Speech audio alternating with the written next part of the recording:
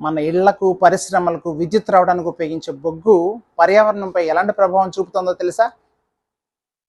బొగ్గు దహనం వల్ల carbon dioxide, sulphur dioxide, nitrogen oxides వంటి వాయువులు వాతావరణంలోకి విడుదలవుతున్నాయి. ఇవి గ్లోబల్ వార్మింగ్ మరియు యాసిడ్ రెయిన్స్కు దారితీస్తాయి.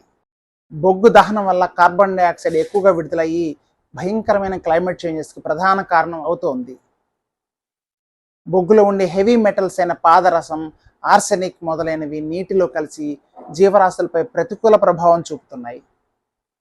బొగ్గు గనుల తవ్వకం వల్ల భూగర్భ జలాలు మరియు నదులు కాలుష్యం చెందుతున్నాయి, అరణ్యాలు నాశనం అవుతున్నాయి, భూమి క్షీణత జరుగుతోంది. ఇది బయోడైవర్సిటీకి పెద్ద ముప్పు.